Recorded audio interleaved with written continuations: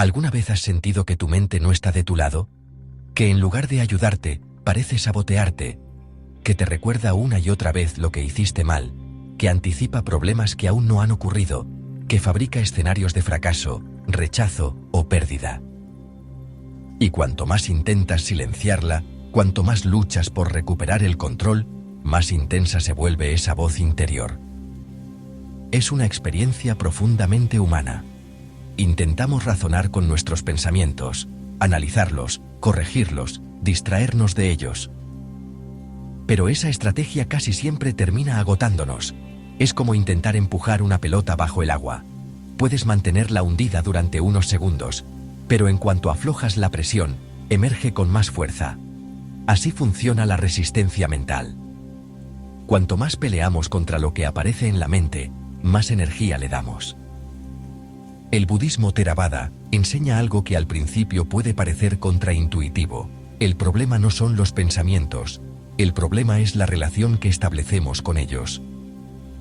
El sufrimiento no nace del contenido mental en sí, sino del apego, del rechazo y de la identificación. Y comprender esto puede cambiarlo todo.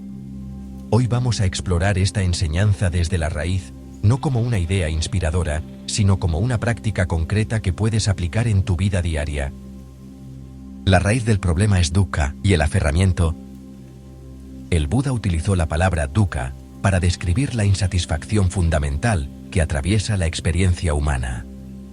Dukkha no significa solamente dolor evidente, incluye también esa tensión sutil, esa fricción interior que aparece cuando las cosas no son como queremos que sean.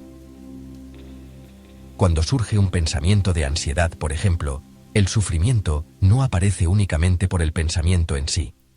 Aparece porque algo en nosotros se resiste. Surge el impulso de que ese pensamiento debería desaparecer, de que no debería estar ahí. Queremos sentirnos tranquilos, seguros, estables. Y en ese mismo querer, en ese impulso de que la experiencia sea diferente, nace lo que el budismo llama taña, el deseo que se aferra. Ese deseo da lugar a upadana, el aferramiento. Nos aferramos a la idea de que no deberíamos tener pensamientos negativos. Nos aferramos a una imagen de cómo deberíamos ser. Más calmados, más equilibrados, más fuertes. Y al hacerlo, convertimos un fenómeno mental pasajero en un problema personal. La mente produce pensamientos de manera natural, es su función, así como el corazón late, la mente piensa. Pero cuando creemos que cada pensamiento nos define, cuando lo convertimos en «esto soy yo» o «esto dice algo esencial sobre mí», entonces el pensamiento adquiere un peso que no tendría por sí mismo.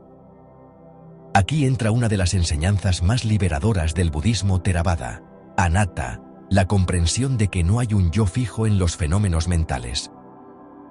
Los pensamientos surgen debido a causas y condiciones. Recuerdos, hábitos, experiencias pasadas, estímulos presentes. No aparecen porque haya un yo defectuoso produciéndolos. Aparecen porque la mente condicionada funciona así. Cuando entendemos esto no como teoría, sino como experiencia directa, la lucha comienza a disolverse. Y aquí es donde entramos en el verdadero núcleo de esta enseñanza, un punto que parece simple en la superficie, pero que contiene una transformación profunda cuando se comprende desde la experiencia directa. El budismo no propone luchar contra la mente ni purificarla por la fuerza, tampoco sugiere negar los estados difíciles o forzar pensamientos positivos que sustituyan a los negativos. Lo que enseña es algo mucho más radical y al mismo tiempo, mucho más sutil, abandonar la resistencia. Curiosamente, enfoques psicológicos contemporáneos como la terapia de aceptación y compromiso han empezado a reconocer este principio al observar que el sufrimiento psicológico aumenta cuando intentamos controlar o suprimir la experiencia interna. Sin embargo, lo que hoy la ciencia redescubre, el Buda lo enseñó hace más de 2500 años con una claridad extraordinaria. El sufrimiento no surge por lo que aparece en la mente, sino por el aferramiento y la aversión hacia lo que aparece. Para comprender esto con mayor profundidad, resulta muy iluminador el relato tradicional sobre las visitas de Mara al Buda después de su despertar. Mara no debe entenderse necesariamente como una figura externa o demoníaca en sentido literal, sino como la personificación simbólica de la duda, el miedo, la tentación, la inseguridad y la confusión que forman parte de la mente condicionada. Mara representa esa voz que aparece cuando estamos solos y nos dice que no somos suficientes, que vamos a fracasar, que no estamos preparados, que algo terrible está a punto de ocurrir. En los textos se narra que en una ocasión el asistente del Buda, Ananda, se acercó preocupado para anunciarle que Mara había aparecido. Podemos imaginar el tono de urgencia, la expectativa de que se produjera algún tipo de confrontación espiritual, quizá una lucha entre fuerzas opuestas. Sin embargo, la reacción del Buda no fue la que cabría esperar desde una mente dominada por el miedo o la aversión. El Buda no intentó expulsar a Mara ni pronunció palabras de condena, no reaccionó con enfado, ni con tensión, ni con dramatismo. Simplemente reconoció su presencia con absoluta claridad y serenidad y dijo: «Te veo, Mara». En algunas versiones del relato incluso se añade que lo invitó a sentarse, que lo trató como a un visitante al que se reconoce, sin entregarle el control de la casa. Este gesto aparentemente sencillo encierra una enseñanza fundamental. Reconocer no es lo mismo que identificarse, y permitir la presencia de algo no implica aprobarlo ni someterse a ello. El Buda no creyó las insinuaciones de Mara, no se dejó arrastrar por su narrativa, pero tampoco añadió una segunda reacción de rechazo que generara conflicto interno. Cuando trasladamos esta actitud a nuestra vida cotidiana, comprendemos que Mara no es una figura externa que aparece en un bosque lejano, sino cada pensamiento ansioso que surge sin previo aviso, cada recuerdo que vuelve cargado de culpa, cada anticipación catastrófica que parece inevitable. La reacción habitual es declarar la guerra a esos pensamientos, intentar eliminarlos lo antes posible, analizarlos compulsivamente para neutralizarlos o distraernos para no sentirlos. Sin embargo, al hacerlo, estamos generando aversión, y la aversión es otra forma de apego. En términos del Dhamma, estamos produciendo más condiciones para el sufrimiento, porque rechazamos la experiencia presente en lugar de conocerla con claridad. La enseñanza implícita en el gesto del Buda es profundamente coherente con Satipatthana, la práctica de establecer la atención plena sobre cuerpo, sensaciones, estados mentales y contenidos mentales. Cuando un pensamiento aparece, la práctica no consiste en suprimirlo, sino en reconocerlo como un estado mental condicionado. En lugar de «soy un fracaso», puede aparecer la comprensión «aquí hay un pensamiento de fracaso». Este pequeño desplazamiento transforma completamente la experiencia, porque introduce espacio. Deja de haber identificación automática y surge la posición del observador consciente. No se trata de una técnica superficial, sino de una aplicación directa de la comprensión de Anatta, la enseñanza de que los fenómenos mentales no constituyen un yo permanente ni una identidad sólida. Aceptar, en este contexto, no significa resignarse ni aprobar el contenido del pensamiento. Tampoco implica pasividad ante situaciones externas que requieran acción. Aceptar significa reconocer la realidad del momento tal como es, sin añadir una capa adicional de juicio, culpa o resistencia. Cuando surge ansiedad, y además de la ansiedad, añadimos la idea, no debería sentir esto, estamos creando una segunda capa de sufrimiento que intensifica la experiencia original. Al retirar esa segunda capa, la experiencia pierde gran parte de su carga. Permitir que el pensamiento esté presente sin alimentarlo con análisis obsesivo o rechazo es un acto de sabiduría, no de debilidad. Si observas con atención, descubrirás que todo pensamiento tiene un ciclo, surge debido a causas y condiciones, permanece durante un tiempo y finalmente se desvanece. Esta observación directa revela anicca, la impermanencia. Cuando dejamos de intervenir con resistencia, el proceso natural se hace visible. El pensamiento no necesita ser expulsado, porque su naturaleza es cambiar. Lo que lo prolonga es nuestra identificación y la energía emocional que le aportamos al combatirlo. Cuando esa energía deja de añadirse, el fenómeno pierde intensidad por sí mismo. Tratar a los pensamientos difíciles como el Buda trató a Mara implica una actitud interior de firmeza tranquila. No es sumisión ni confrontación, sino claridad. Es reconocer: te veo, pensamiento de ansiedad. Comprendo que has surgido, puedes estar aquí, pero no voy a convertirme en tu historia. Esta postura interior transforma la relación con la mente, porque desplaza el centro de gravedad desde el contenido mental hacia la conciencia que conoce ese contenido. Y esa conciencia, cuando se establece con estabilidad, no está atrapada por cada nube que atraviesa el cielo. En esa comprensión madura, comienza a disolverse la ilusión de que necesitamos luchar para encontrar paz. Lo que necesitamos es ver con claridad. Y cuando vemos con claridad, el conflicto innecesario pierde sentido, porque comprendemos que la mente produce fenómenos, pero no somos esos fenómenos. Somos la conciencia que los conoce, y al conocerlos sin aferramiento ni aversión, se libera gradualmente del sufrimiento que antes parecía inevitable. Para que esta comprensión deje de ser una idea inspiradora y se convierta en una transformación real, no basta con entenderla intelectualmente. La mente puede asentir, puede incluso sentirse convencida durante unos minutos, pero en el momento en que surge una emoción intensa, vuelve el automatismo. Por eso el Buda no ofreció solo explicaciones, sino entrenamiento. Y ese entrenamiento tiene un fundamento muy claro en el Theravada, Anapanasati, la atención consciente a la respiración, una práctica enseñada directamente en los discursos del Canon Pali, como un camino completo hacia la calma y la visión penetrante. Cuando nos sentamos y llevamos la atención a la inhalación y la exhalación, no estamos intentando fabricar una experiencia especial, ni entrar en un estado místico. Estamos haciendo algo aparentemente muy simple, pero extraordinariamente profundo. Estamos estableciendo estabilidad en la mente. La respiración está siempre ahí, es natural, no necesita ser creada, no pertenece a ninguna creencia. Al convertirla en objeto de atención, le damos a la mente un punto de referencia constante, un lugar al que regresar cada vez que se dispersa. En un mundo dominado por estímulos y distracciones, este acto de volver a algo tan sencillo como el flujo del aire entrando y saliendo del cuerpo es, en sí mismo, un gesto revolucionario. Al principio, la mente seguirá produciendo pensamientos con la misma intensidad de siempre. Aparecerán recuerdos del pasado, escenas imaginadas del futuro, conversaciones internas que parecen urgentes e importantes. Puede surgir incluso la frustración de no lograr concentrarse bien.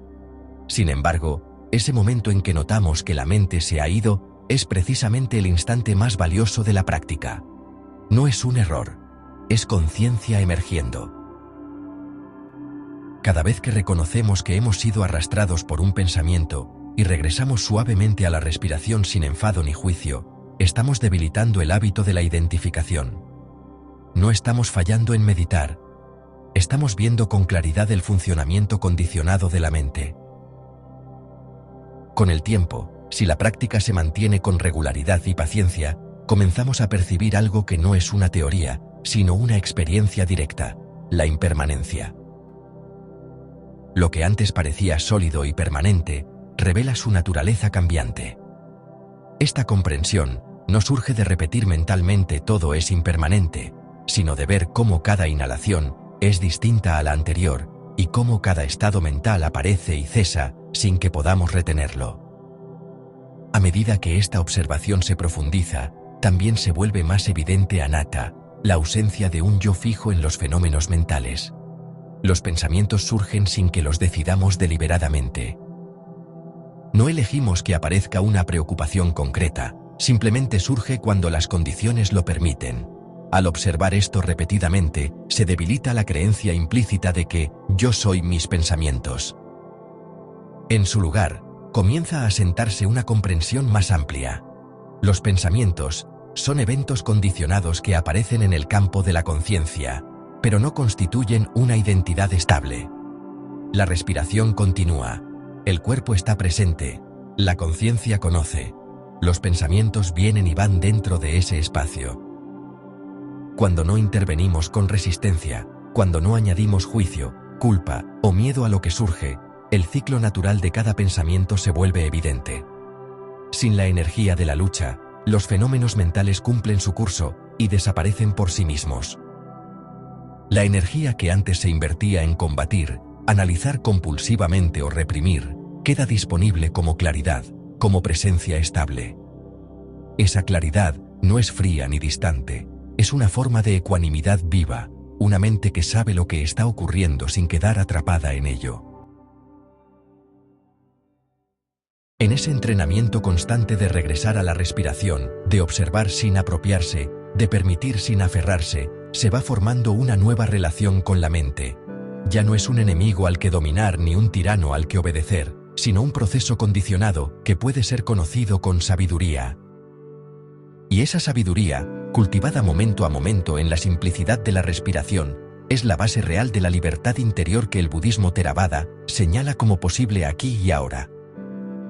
Pero la verdadera transformación no ocurre únicamente en el silencio de la meditación formal, sino cuando esta comprensión comienza a impregnar los momentos ordinarios de la vida cotidiana. Sentarse a observar la respiración es el entrenamiento. Vivir con claridad en medio de la actividad es la verdadera práctica. Es fácil sentirse centrado cuando todo está en calma, pero el Dhamma demuestra su poder cuando la mente se agita en medio del trabajo, de una conversación difícil o de una situación inesperada. Es ahí donde descubrimos si realmente hemos comprendido algo o si solo lo hemos entendido intelectualmente. Imagina que estás en el trabajo y de repente aparece un pensamiento de inseguridad. No estoy preparado para esto. Van a darse cuenta de que no soy tan competente. Voy a equivocarme. En el pasado, quizá ese pensamiento habría desencadenado una cadena automática de tensión corporal, diálogo interno acelerado y ansiedad creciente. Ahora, sin embargo, existe una posibilidad distinta. Puedes reconocer lo que está ocurriendo en el mismo momento en que ocurre. Puedes notar la contracción en el pecho, la rigidez en los hombros, la respiración que se vuelve más superficial. Puedes sentir el cuerpo directamente, anclarte en la experiencia física presente y observar el pensamiento como lo que es. Un fenómeno mental condicionado que ha surgido. Lo mismo sucede cuando recuerdas una conversación incómoda del día anterior y la mente comienza a reconstruirla, a reinterpretarla, a añadir nuevas capas de juicio y culpa. En lugar de perderte en esa narrativa, puedes darte cuenta de que estás recordando, de que la mente está fabricando imágenes y diálogos internos. Puedes observar cómo surge la emoción asociada y cómo el cuerpo responde a ella. No necesitas expulsar el recuerdo ni forzarte a pensar en otra cosa. Tampoco necesitas resolverlo en ese instante. Simplemente puedes permitir que esté ahí, reconociendo su presencia sin convertirlo en una afirmación sobre tu identidad. Cuando la mente anticipa un posible fracaso, cuando imagina escenarios negativos que aún no existen, la práctica consiste en ver con claridad el mecanismo mismo de la anticipación. Observas que el pensamiento proyecta una imagen del futuro y que el cuerpo reacciona como si esa imagen fuera una realidad actual. Al reconocer este proceso en tiempo real, surge una distancia saludable. No se trata de negar que puedan existir dificultades reales, sino de comprender que el sufrimiento adicional proviene de la identificación con una proyección mental. La atención consciente devuelve la experiencia al presente, al único lugar donde realmente estamos. Con la práctica constante comienza a producirse un cambio que al principio puede parecer casi imperceptible, pero que con el tiempo se revela profundamente transformador. Descubres que la mente puede generar pensamientos, pero no puede obligarte a creerlos. Puede producir miedo, pero no puede forzarte a identificarte con ese miedo. Puede activar viejos patrones de reacción, pero no puede impedir que los observes con claridad. Esa observación consciente debilita gradualmente el automatismo. Donde antes había reacción inmediata, ahora hay un espacio de lucidez. Donde antes había identificación total, ahora hay comprensión. Este espacio interior no depende de que la mente esté completamente en silencio, ni de que desaparezcan todos los pensamientos difíciles. Depende de la relación que estableces con ellos. A medida que comprendes la impermanencia, ves que cada estado mental es transitorio. A medida que comprendes anatta, ves que ningún pensamiento constituye un yo fijo. Y al ver esto repetidamente en la experiencia directa, la mente comienza a soltar de forma natural el impulso de aferrarse o de rechazar. La estabilidad que surge no es rigidez ni indiferencia, sino ecuanimidad, una calma que puede coexistir incluso con la presencia de pensamientos intensos. La paz, entonces, no consiste en vaciar la mente, ni en alcanzar un estado permanente de serenidad artificial. La paz consiste en dejar de aferrarse al contenido mental, en dejar de luchar contra cada nube que atraviesa el cielo de la conciencia. Cuando el aferramiento disminuye, el sufrimiento disminuye con él, y lo que permanece no es un vacío frío, sino una claridad tranquila, una presencia consciente, que puede sostener la experiencia tal como es, sin quedar atrapada en ella. Esa es la verdadera integración del Dhamma en la vida diaria, no escapar de la mente, sino conocerla profundamente hasta que pierda el poder de gobernarte. Tu mente te miente cuando te dice que debes luchar para estar en paz, porque te hace creer que la serenidad es el resultado de eliminar todo aquello que te incomoda. Te convence de que si consigues suprimir ciertos pensamientos o emociones, entonces serás libre. Pero el Dhamma señala algo diferente. El sufrimiento no nace del pensamiento en sí, sino del apego y la identificación con él. No es el contenido mental lo que nos atrapa, sino el hecho de tomarlo como yo o mío, de resistirlo o aferrarnos a él. Cuando este mecanismo se observa con claridad, cuando vemos directamente cómo surge la identificación y cómo genera tensión, empieza a debilitarse por sí mismo. La comprensión sustituye a la lucha. No eres tus pensamientos ni tus emociones pasajeras, aunque a veces lo parezca. Son fenómenos condicionados que surgen y desaparecen dentro del campo de la experiencia. Cuando esta distinción se experimenta de forma directa, aparece un espacio interior donde ya no todo lo que surge necesita ser creído o combatido. La conciencia que conoce permanece, aunque los contenidos cambien. Por eso la práctica no consiste en controlar la mente, sino en comprenderla. Observar cómo funciona, cómo surgen los pensamientos debido a causas y condiciones, cómo cambian y se disuelven cuando no se alimentan. Cuando la mente es entendida de esta manera, la lucha pierde sentido, porque deja de haber un enemigo interno al que vencer. Lo que antes parecía un campo de batalla, se revela como un flujo cambiante de fenómenos dentro de una conciencia que puede permanecer estable y lúcida. Y en esa lucidez comienza una paz que no depende del silencio mental, sino de la claridad. Si esta enseñanza resuena contigo, continúa practicando. Vuelve una y otra vez a la respiración, observa con claridad. Permite que los pensamientos aparezcan y desaparezcan como lo que son, fenómenos condicionados. Y si quieres seguir profundizando en las enseñanzas del budismo Theravada, aplicadas a la vida cotidiana, te invito a suscribirte al canal. Aquí no buscamos técnicas mágicas ni promesas rápidas. Buscamos comprensión, y la comprensión, cuando madura, transforma.